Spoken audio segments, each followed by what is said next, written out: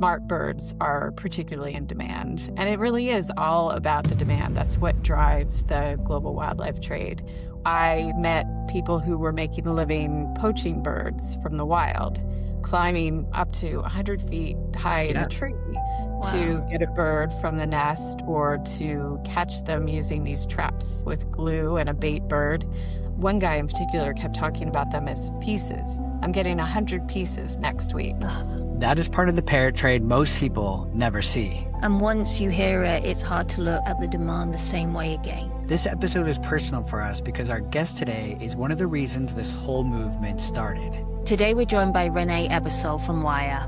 Rene is an investigative journalist who spent years reporting on wildlife crime, including the global parrot trade. And we will be honest, this conversation is heavy. We talk about birds being taken from the wild, glue traps, trafficking, breeding systems, pet stores, social media, and the demand that keeps this whole machine moving. But we're also talking about something just as important, responsibility. Because once you know better, you have to ask harder questions. Are cute parrot videos creating demand? Are people seeing the full reality? And what role do platforms like ours play in changing the message? Rene's reporting was one of the first things that made us stop and say, wait, what are we actually contributing to? And the question helped shape Squawk Global into what it is today. This episode is not about guilt or shame. It's about awareness, honesty, and doing better for the birds who are already here and the ones still fighting to stay wild. So settle in. This is a powerful one. Hey, everyone. Welcome back to Squawk Global. This is a really interesting episode because we have the actual person that inspired this entire thing that we are doing with Squawk Global. Rene is responsible for this driven message that we are doing. So we're really excited to have Rene on. And a little backstory about Rene is she is the co-founder of Wire, which is the Wildlife Investigative Reporters and Editors, and also an investigative journalist focusing on wildlife crimes. So Rene, thank you so much for being on the show. We are really excited to have you on because of the inspiration, for one, that you have done. And unfortunately, like we say excited, but it's because of the journalism that you did with the social demand of parrots. It's a sad topic, but we realized when you brought that story to our attention, it was a punch to the gut because of the fact that we were so unaware of what potentially our content could be creating and driving. So Rene, first of all, thank you so much for being on the Squawk Global podcast today. Absolutely. Thank you for having me. Your piece, let's just talk about that because I think it's really important that a lot of people that have parrots are just unaware of. Where did that even start? Like, how did this even come about? Were you just researching wildlife crimes and then realized the parrot trade is just something that nobody's talking about? Like, how did that even come about? First of all, let me say that I know this is a sad topic, but I think that it's so promising that we're having this conversation. It's such an uplifting piece of the story that we're having this conversation because when we first started working on this story, one of the things we said was, wouldn't it be incredible if some folks who have parrots, who are influencers and out there, you know, people are watching and they start to hear the messaging about what we're finding in the reporting. And so it's just fabulous. I'm so excited for what you guys are doing. And this started, I would have to say, it goes all the way back to before I even was a journalist, really. I worked in science and I was really interested in animal intelligence. I worked with primates. And after learning about how smart primates are and how sentient beings they are, I realized that there was all this other research out there about dolphins and elephants and African gray parrots. And what is it about African gray parrots? Why are they so smart? I always wondered that. I always had that question. And then as I became a journalist a little over 20 years ago, I transitioned from science into journalism. And I just always had that sort of in the back of my mind. For the last 10 years, I've been focusing on wildlife crime, environmental crime, and exploitation of nature. One of the first stories, one of the first investigations that we did as Wildlife Investigative Reporters and Editors, our new nonprofit, was on the parrot trade. It was just a subject that I'd been thinking about for a while, and we've covered animal trade on so many different species. If it exists, someone wants to sell it. Someone wants to make a living off of it. So birds are no exception, and smart birds are particularly in demand. And it really is all about the demand. That's what drives the global wildlife trade. which is on par with human drugs and arms smuggling. It's right up Yep. there with one of the four major types of crime. So parrots are in demand because they're smart and they talk. To be transparent, they can monetize, right? Like, Yeah. that's what people, I think, see as well. You can do a deep dive and investigation and look at places like Social Blade, which gives you an indication of how much a potential channel is earning. You can look and see how many of these channels are making money. When somebody sees that too, oh, this looks easy because from our 30-second videos, of course, it looks so easy. Wow, they have just a bird. They could put a camera up and film this bird and it talks and does tricks, and that channel is now monetizing and I can make money from that. Whoa, that's crazy. That's really awesome. I would love that. And the sheer amount of comments that we get of, Hmm. I want one, or I got one thanks to you guys.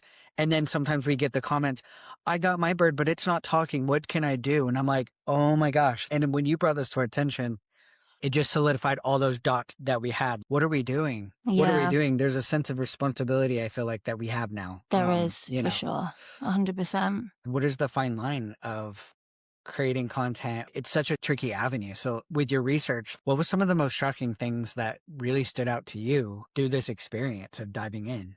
Let me first say that it's a really interesting time right now, because if you think about back during the pandemic, people were paying a lot more attention to nature, what's in their backyard. Everybody suddenly was becoming bird watchers and taking pictures of nature and really taking time to enjoy the outdoors a lot more.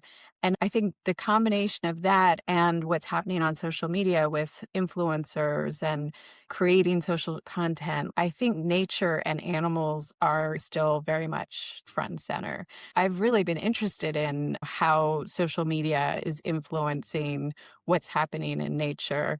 Another story that we're looking at right now is how people taking pictures of themselves with whales is influencing the whales, you know? The Right. fact that so many people want to take these Instagrammable photos in the water with wildlife. So it's just a really, really interesting time. The good thing is that people are excited about nature. People care about nature. That's a Ooh, wonderful thing. And let's not forget that. And parrots, the fact that they can speak to us, the fact that they can learn all these incredible things, it's wonderful that people are excited about that. The commercial piece of it, the demand that's created, that is the downside. One of the things that I like about what you guys are doing, and I think it's something that my reporting showed too, is this idea that there are so many parrots that are without homes that do need to be adopted. It's not hard to imagine that one day buying a parrot will be more like adopting a dog. Most people I know these days are going to adoption centers instead of going to a pet store. But in terms of some of the shocking things that I saw, I think you've had people on your show talking about the parrot mills, what it's like yep. in these big facilities where parrots are bred. And it really is industrial farming. It's an animal and Yep. they're raised in an industrial environment. And for people who are making a living raising animals to sell, they are a commodity. That's something for consumers to keep in mind. The environment, it varies. Some breeders keep things pristine and other breeders have spider webs and rats, and it really varies. One of the most shocking things that I saw really was, and this is unique to Africa because Africa has African gray parrots, Yep. in the Yep. in the DRC, I met people who were making a living poaching birds from the wild, climbing up to 100 feet high in a Yeah. tree to Wow. get a bird from the nest or to catch them using these traps with glue and a bait bird, and then taking it to market to sell. And in this situation, you can hardly blame the guy who's doing the poaching at the tree because it really is just another source of income for a person who's living in poverty, whether it's fishing or catching birds or making baskets.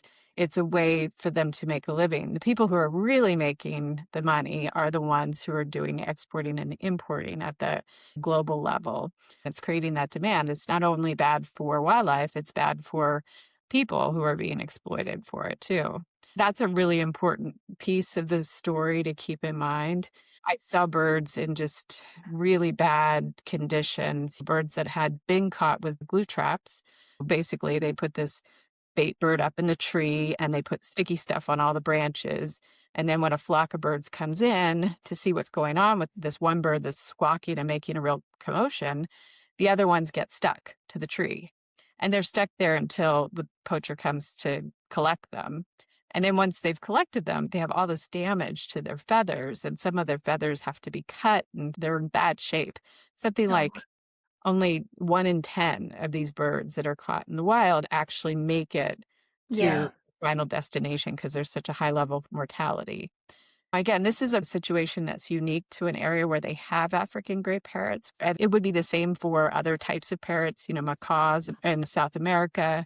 If there are birds in an area, if there are wild birds, it's very easy for anybody who wants to exploit a system to launder wild ones through a captive breeding situation or a legal trade. It's commonplace across the board, whether you're talking about parrots or primates or geckos or fish. If there's a legal trade, there's often some illegal business hiding within it. You mentioned a good point about the true exploitation is the people that are poaching these parrots, you're right, are also victims of this because of the fact that for decades their family might be doing this and that's all they know and that's how they feed their family on a very small wage. Because we talked to Dr. Laura Kim Joyner, who works in Honduras and saving a lot of the macaw species down there, but she did say that the poachers out there are making pennies, really risking their lives, but that's what's paying their families food, right? That's what keeps them sustained. And she said a lot of times if you can pay them higher wages, they'd be grateful to save the parrots because they know in their hearts this isn't okay, but at the same time it's like what feeds their families. What else can I do? So it's like such a challenging thing, and I love that you mentioned that because the people are also being exploited. Comparison to what is being sold with the price tag, we have an African gray in our pet store right now, and for Canadian dollars he's just under $9,000. And how much was that if he was taken from the wild? Could have been only $50.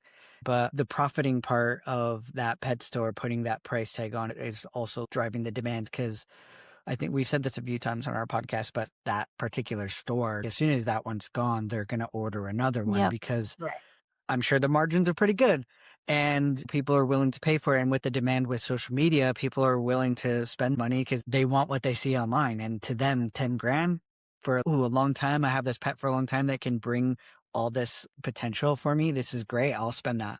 To make it clear that a bird in a pet store here in the United States or in Canada is probably not a poached African gray parrot. Those poached birds are more likely going to Europe or the Middle East or Asia because the United States and Canada have banned those wild bird imports for quite a long time.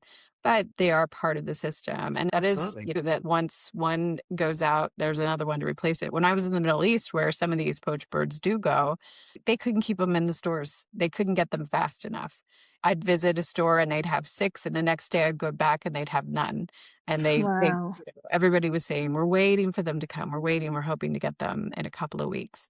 They just couldn't keep them in the store. And they were massive pet malls where you could buy just anything. But parrots were very, very popular. Yeah.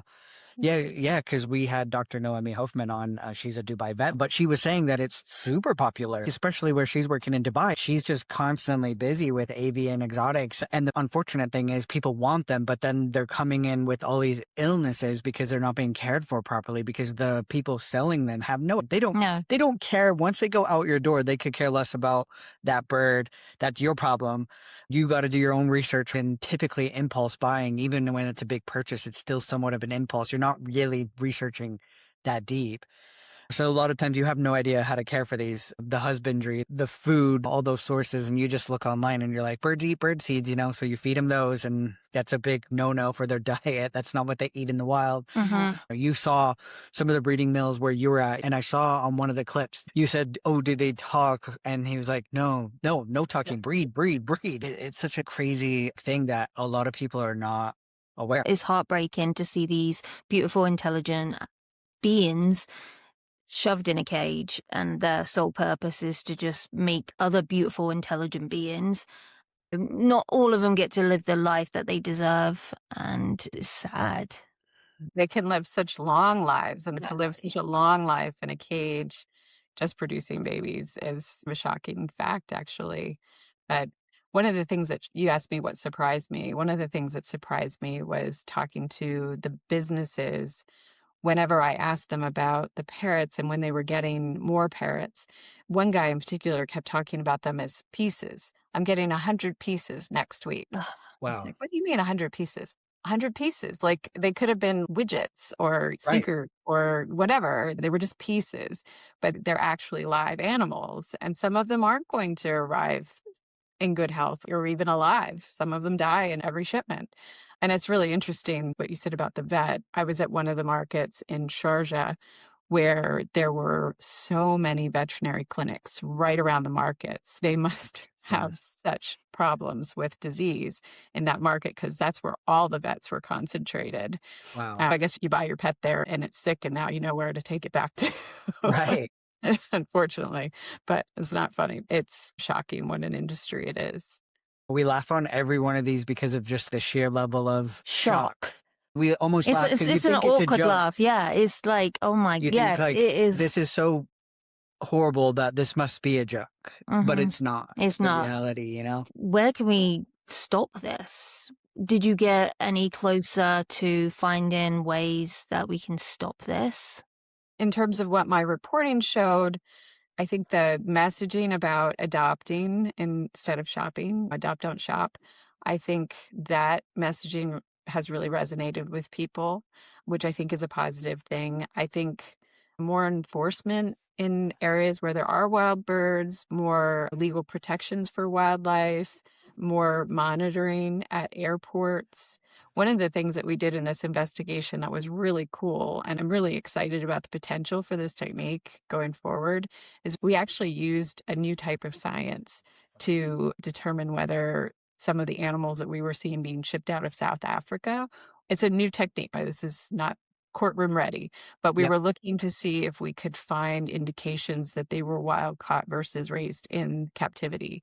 The breeder sending them to Dubai had written on the paperwork that they were all captive bred. They came from all these different bird farms there, and every one of them was supposed to have a little ankle ring showing exactly which farm it was raised on and a unique ID. But we went along and swabbed the poop on the bottom of the cages, and we put this into a little vial and sent it to a researcher at the University of Colorado who is using the microbiome. She's looking at the microbiome to determine the difference between wild caught and captive raised. And she's found a real obvious signature of what it looks like to be a wild bird, what a microbiome for a wild bird looks like. If you eat a very varied diet and exercise and spend a lot of time outside and get yourself dirty and your kids spend a lot of time out on the playground, science has shown that your microbiome is likely to be healthier than if you live in a sterile environment and have to take antibiotics and that sort of thing. And it's Yep. the same thing for birds. Birds that are living in the wild who are eating fruits and seeds and flying long distances and interacting with their flock seem to have a healthier microbiome than birds that are raised in captivity, eating bird seed and being treated with drugs and all the things that go on in captivity. She looked at the samples that we collected from 2 shipments, and she found indications that some of these birds were likely from the wild. The exciting thing about that new technique is that if it could be standardized and used at airports globally, it would be possible to catch something that's completely uncatchable at the moment. It's impossible to know whether a bird is wild or captive. And this could be done with all sorts of species, reptiles, all kinds of species that are traded, if they can do the same sort of testing. There are some new techniques coming online that have a lot of potential to help halt illegal wildlife trade. I watched that clip and it was really fascinating. The good thing is birds poo so frequently, so you can get that sample really easily.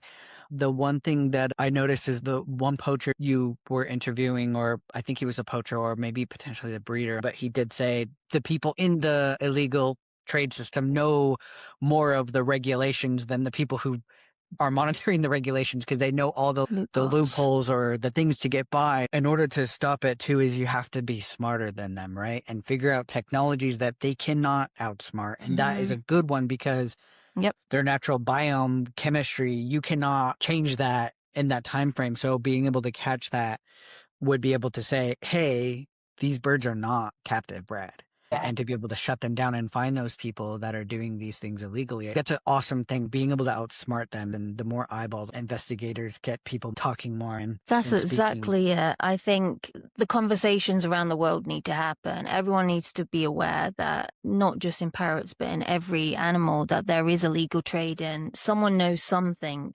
And I think if we all band together and you see something that's wrong, then you either film it or report it, because you're going to know somebody close to you is doing this. And I think the more we're aware of it globally, then we can try and stop it more as well. Global awareness, I think, is really important. And that's why it's so great that you guys are speaking out and using your platform where people come to see Gizmo to talk about responsible pet ownership and where do these birds come from, and creating that awareness. Yeah. It's like a double-edged sword with what we're doing, because some people feel attacked. They think, you just want me to get rid of birds. I love my birds. And it's like, no, we're not saying to not care for your birds, or that we're not saying to release them, because they can't. The birds that are raised in captivity do not have the natural instincts to survive in the wild. And for one, where we live, our birds would die because we live in Canada and they would freeze to death. They're not climatized to this environment. So they cannot be released. But how you mentioned adoption, and I've actually been doing my own investigations where I'm finding every rescue center in North America and going to their websites. And all of them that I'm going to so far have said, we cannot take anymore. This isn't a joke when these rescue centers saying we're full. People think, oh, you're over exaggerating, or this isn't really a crisis. That's only one rescue center out of 100. I'm like, no, all of them that I'm going to right now are filled to the max. And they all say on their thing, sorry, we cannot take any intakes. The amount of birds that need homes that are already captive. So people who are interested in parrots, we're not saying do not. If you really do want one and you've researched them and it fits your lifestyle, there's so many birds that do need homes that are in captivity, unfortunately, that have been passed around because the complexities of these birds. As much as you can research, you just will not understand what it's like to actually have one day to day. The content that you see is just never going to be of that. And I think it's shocking when you do get one to be like, okay, I researched this, but this is not what I was expecting. Oh my gosh, I spent a day with another couple who have a parrot, who have a channel, and I couldn't believe it. It was a demanding day. I wanted to see 24 hours in the life. And so I got there right when it was time to feed the parrots when they got up, and for the whole day and what's involved in it. And it is a lot of work. And I didn't take any trips, or they didn't go out to dinner very often. Yes, they were making a living having a social media channel. They still work pretty hard for it. It's 100%. a lot of work. Like you said, I think people don't understand how much is involved, how active they are, how mischievous they can be. I really enjoyed my interviews with Dr. Irene Pepperberg, who studied Alex the parrot and developed his intelligence through her work with him. He could be really like a toddler sometimes, just really misbehave. I'm sure Gizmo does the same thing, right? 100%. Yeah. All the time. Our content is around him speaking, right? Some people do fun activities where they're more of the main person and their bird's the star, but they're also a duo where the human can do most of the lifting in a way. With Gizmo's channel, he's so gifted with his speaking abilities that he does the heavy lifting. But guess what? We cannot force him to do anything. And there are many times where he does not want to talk. It could be just that day. It could be several weeks, and then we're out of content. It's very tricky and challenging. People look at it and think, wow, that's a lifestyle I would love to have. But at the end of the day, what you're seeing is just the quick clip that we could potentially get out of trying to film over 5-6 days of, and we've never, ever made Gizmo do anything that he doesn't want to do. So if he doesn't want to talk, we have to respect that. That's really important to us, because through other channels of birds being potentially overtrained and seeing those things, we never wanted to do that, because at the end of the day, he is captive and we try to give him the best life. And if we're pushing him, that's not fair. And he literally outsmarts us. Yeah. He has learned how to manipulate situations to his favor. So say we're going live, and we always say to people who watch us live, because they're like, make him talk. We're like, Gizmo, talk. And he won't. We can't. He does what he wants. But he has learned that he can go off camera, and we're like, Gizmo, come on. So we have to give him a little treat. You learn that so He early. knows exactly the locations that the camera can go, like how wide. It's wild because he'll purposely go right to the edge every time where he's out of frame, knowing, oh, I'm out of frame. They'll be back now. You know what I mean? They'll come back into the space because a lot of times African greys, they talk because they're trying to call their flock back, right? Like they want to talk and communicate because where are you? Hey, flock, come back. So true. When I'm sat with Gizmo, and he rarely talks, does he? Because he's just so content being with us. Mhm. It's definitely a communication thing. Like, I want your attention, give it back. Yeah. That's what we're And like. he does talk with us a lot. We'll probably do a video of the week of the life because I think people see online, oh, this looks so easy, but you don't see the reality of the work that goes into it and the care And the because, mess and the money. yeah, the money, things are constantly destroyed. Vet bills, because there's lack of avian vets, their pricing is going up because they're private clinics, a lot of them, and they don't have a lot of funding and they don't get special treatment for avian because dogs and cats get a lot more grant funding and everything. So the avian vets are struggling themselves. So their prices are really, really, really high. And some people don't think of that when they get a bird too. There's so many things that we're trying to bring to the surface now with this and have these honest conversations about the realities. And I know it's kind of a dark subject that this podcast is not one that people come to for joy, but at the same time, these conversations have to happen because this is a good example, Rene. You did that story piece, reached out and said, hey, have you guys checked this out? We looked into it and lit a fire in us, and you planted the seed that is now flourishing. And that's what we thought. How can we pass that seed on? Right. And if this podcast reaches one more person that drives this and they're doing something now, we can make changes. And that's what's exciting about the world is even though there's darkness, there is a lot of light and hope. And it comes from these honest conversations that we have. You asked me about what surprised me. The other thing that surprised me is I went down the African gray parrot rabbit hole, like deep, deep down that hole. My social media pages are all totally corrupted. My Instagram is talking parrots galore, and I'm on all these different groups. And I think there's a real need for information about the types of things that you guys are talking about. There's one group that I'm a member of where people are just constantly talking about what to feed their parrots, and my parrot's doing this and the feathers are doing that, and just seeking out advice. And it just blows me away how many people respond. Hundreds of people will respond to one comment.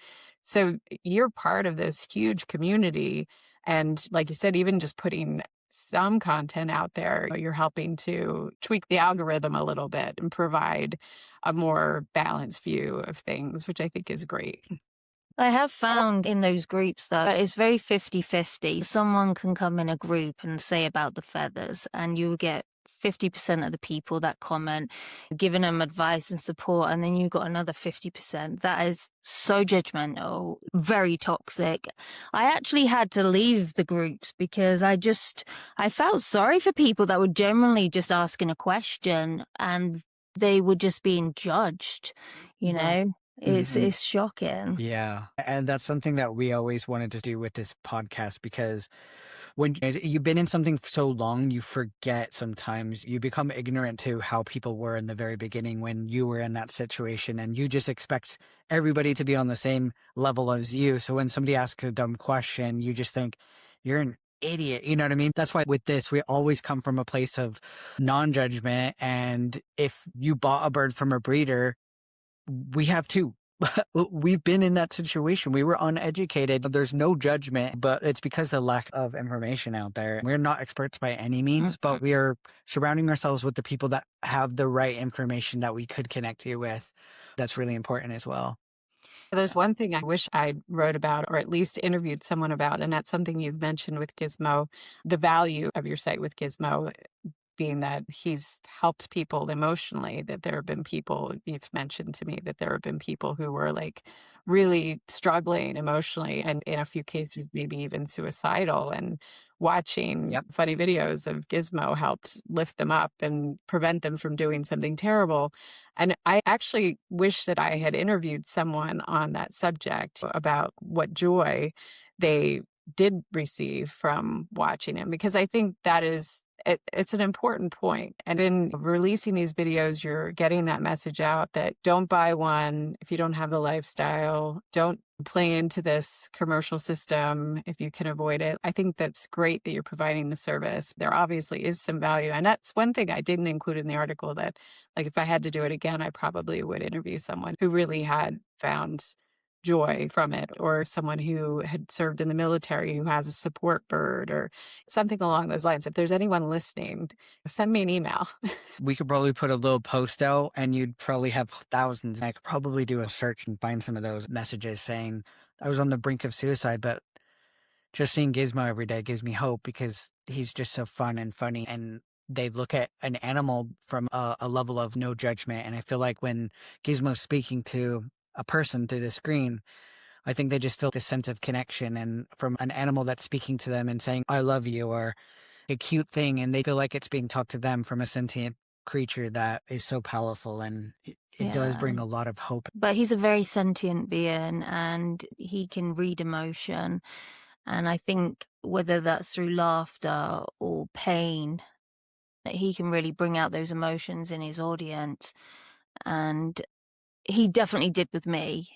I love the fact that he helps people. And that's the only reason we actually continue it, because we got to the point after speaking to you, probably a month after that, I said, I don't even know if I can do this anymore. It feels really shallow. It feels really empty. I feel we're not doing anything other than bringing the demand for these birds up. And then we had that conversation and we just said, we'll just start this. And now, because of you, we have a huge alliance of superheroes behind the scenes, and I love it. We didn't want to be that cord that strips away the community. He's an outlet for them, right? For that hope and that laughter and that joy that he brings. And he's also the most awesome advocate for being a rescue. He was 16 years old, and this is what I want to use his channel for, because a lot of people will assume he's 16, he's set in his ways, he's aggressive, he can't be around kids, he doesn't like toys, he doesn't like this. By showing Gizmo as Gizmo and our relationship and our family, that is the best way to say it's never too late to adopt.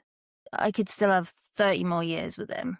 Having a baby doesn't guarantee a greatly speaking bird just like you, and it doesn't guarantee a great relationship. Maybe in the first few months, but as soon as those hormones kick in, that's biggest number one where people surrender their birds. So he's a good advocate for that. He is. You adopted him when he was 16. And how long have you had him? 4 years. He could live, who knows, he could live 80. They can live a really, really long time. Yeah. Do you have a plan for his, like, you have a plan for his life to outlast yours? Yes. We have kids.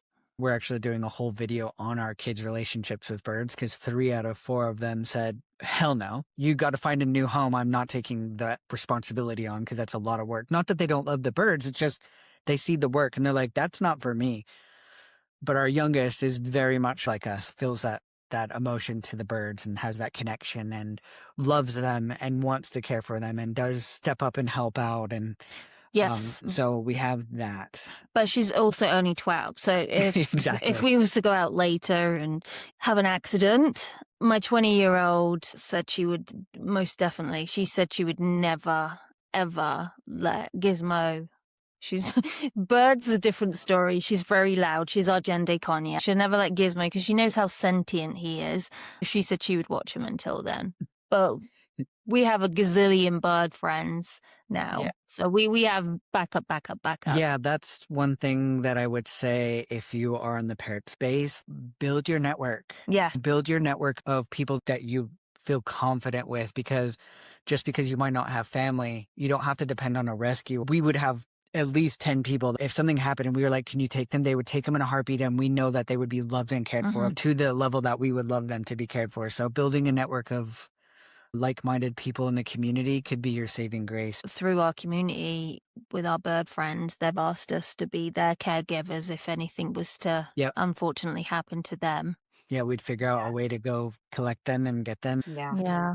It's interesting what you were saying too about people, the relationship that they've had with Gizmo online and how he's saved people even. And I think animals in general just have the power to do that. I have a friend who was a jaguar researcher. He's unfortunately passed away, Alan Rabinowitz, who stuttered as a kid.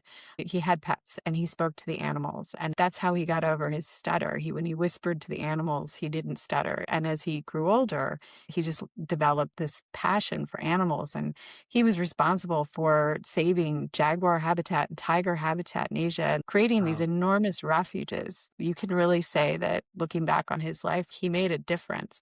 And it started with that little thing of being able to talk to the animals and not stutter. Irene Pepperberg had Alex when she was younger. She had birds, or a bird, I think, as a pet. And that was her buddy. She was an only child, I think. And I hope I'm getting the story right. But I think she really relied on her pet bird to be her friend and see the love of wildlife and interest in animal behavior that can grow from that. So I think there is a lot of good to exposing people to animals. Hopefully, if it's in captivity, it's in a good situation, maybe a rescue or a place where they're working on conservation. You want people to hear the entire message, the entire story, Exactly. which is what you guys are doing, which is so great. And this is where we would love to band together awesome alliance and do a really good documentary to show the different areas, because there's so much.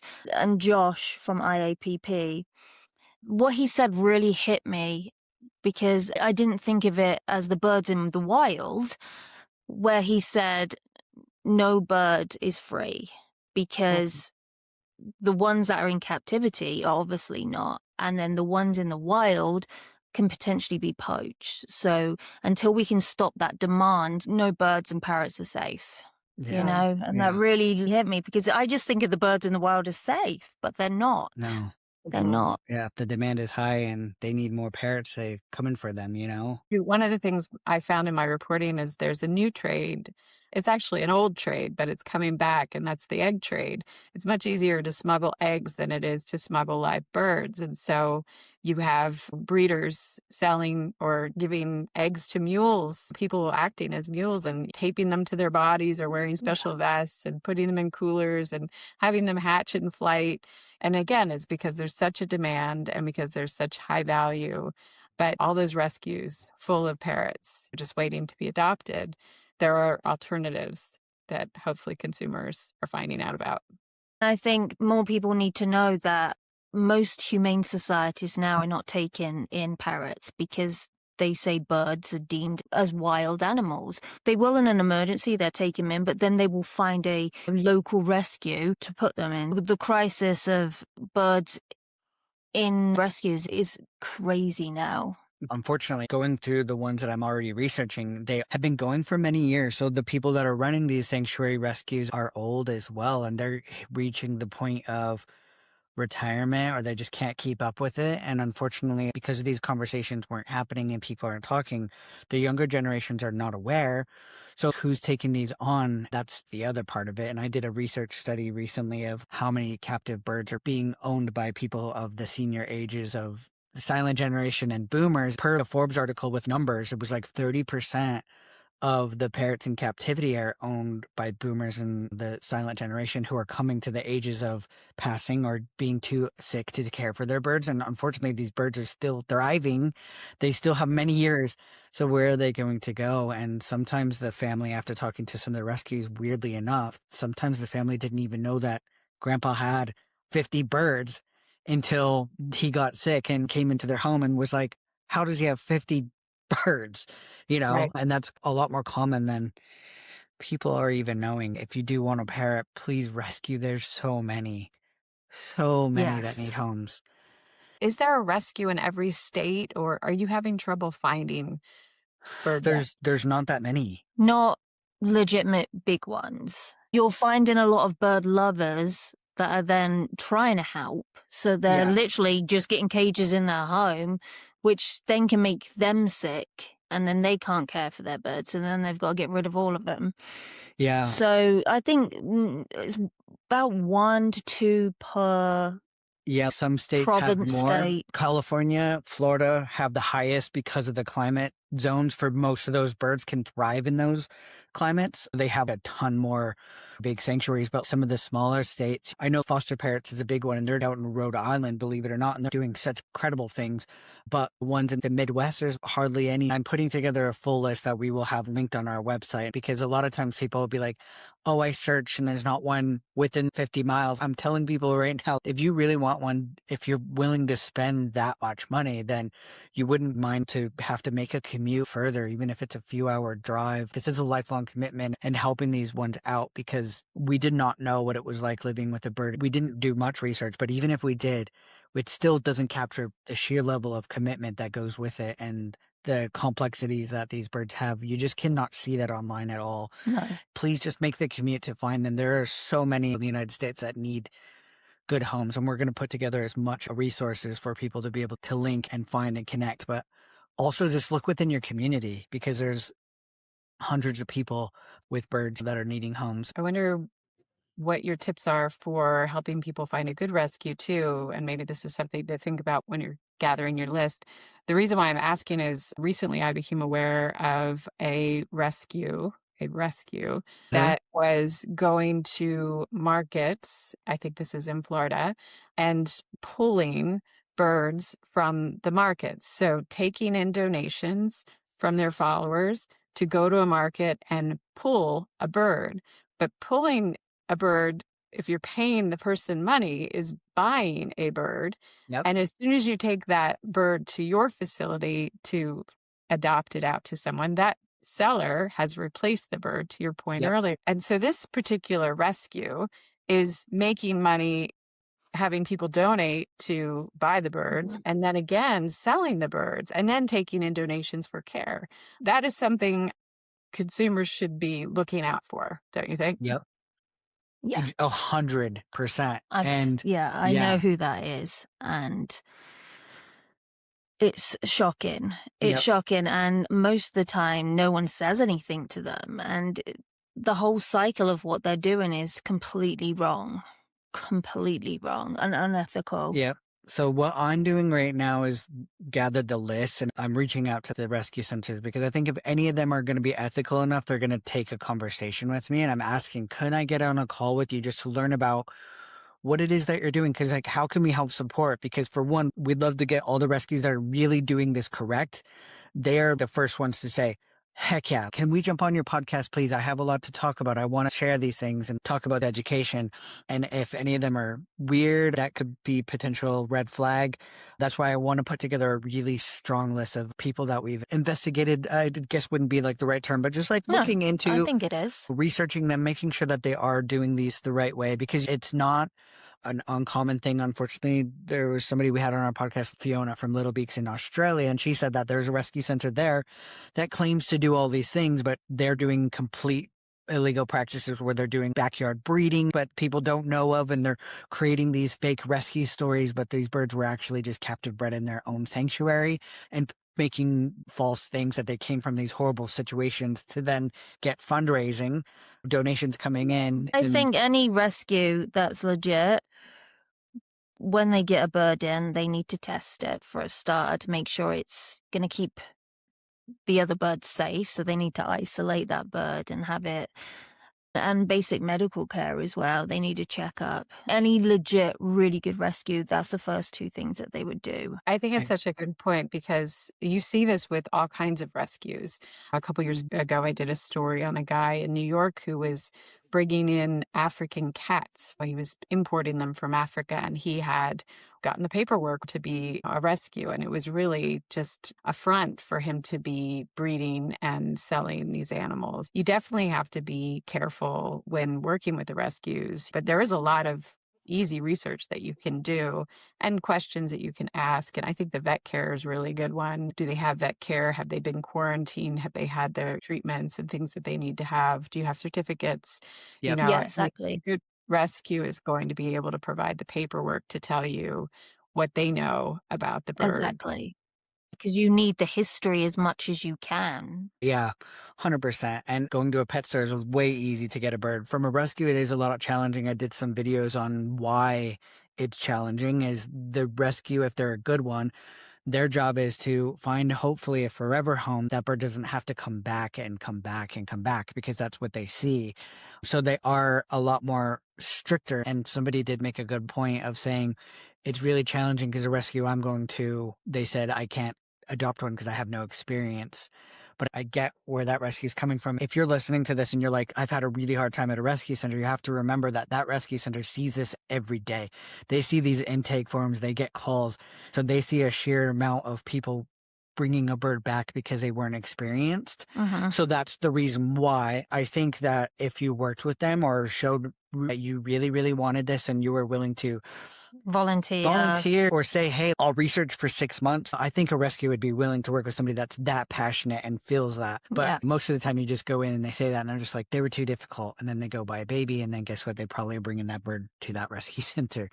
We're trying to dive into all these areas of it because it's a giant system from wild to captivity and all these things in between of all these issues. And it's just insane. Our minds are just blown every time we have one of these podcasts because there's just a new piece of the puzzle to the situation. It is. First of all, I really enjoyed this conversation, Renee. Your work that you did was incredible, and we're going to be sharing this. I'm going to be putting links to all the pieces that you did, but tell us a little bit more of where people can find your investigative piece with Wire and how can they get involved? What can people do? The story is featured on Rolling Stone's website, but also ours, wireonline.org. Be great if your listeners would go to our website and check out the story. And there's a short film there about the making of the article of the investigation.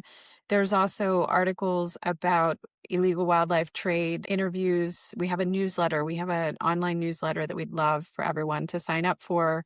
And we're interviewing people who are filmmakers and photographers and investigative journalists and people who have been in the industry. David Quammen, I have an interview with David Quammen coming up, and he's a really well-known author who's written about zoonotic diseases. There's a lot of content there for people to check out. And we also have social media channels, if I can give you the links for those so that you guys have the official pages to put with the podcast. Impact is the big word in nonprofit journalism. And I feel like our investigation had some impact. I feel like you guys show a success from the investigation, the fact that you read it, you heard it, you thought about it, and you did something. I think you guys are a success story that we want to hold up and celebrate. I really applaud you for doing it. We're finding some success stories from ours that led from you, right? Yeah, we're just passing the baton on exactly to other people now, and it's amazing. Yeah. So yeah, whatever we can do to help contribute to your side of things, we're here. We're part of the same collective now of the mission. So what we need is Gizmo has to wear like a little wire hat or T-shirt and say, adopt. Yeah. Definitely. Yeah, we can do a collaboration piece. Oh, yeah. We've 100%. actually got some clips of him saying, he said, just really randomly, do work that matters. And what was the clip after? And then it was something about him. I'll find it. It actually nearly made me cry. Real deep stuff. And about saving greys.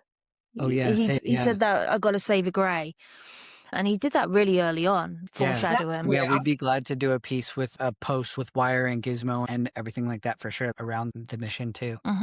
That'd be awesome. We'll put this in our newsletter. We'll tell our readers that you guys did this. And it would be cool to have a little clip of Gizmo talking about save the greys or do what matters. I think that's great.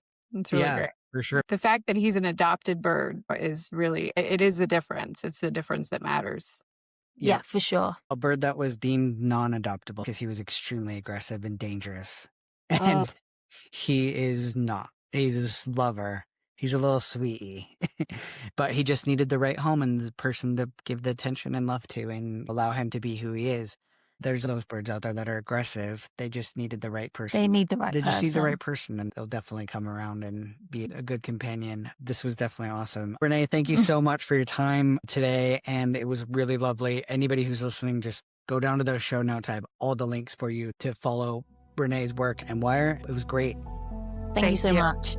That was Rene Ebersole from Wire. And wow, this conversation really shows why we can't just post cute parrot videos and pretend there isn't a bigger story behind them. These birds are intelligent, emotional, long-lived beings, and when demand goes up, the pressure of wild birds, captive birds, rescues, and even vulnerable communities goes up too. But conversations like this are where change starts. Not guilt, not shame, awareness, responsibility, and doing better once we know better. Thank you to Rene for joining us and for the work she's doing through Wire. Please go check out her reporting. We'll link everything in the show notes. Next week, we're talking with Greta's Roost, a rescue center here in Alberta, and we'll be diving into what rescue really looks like on the ground. Thanks for listening, and thank you for caring about these birds. We'll see you next week on Squawk Global.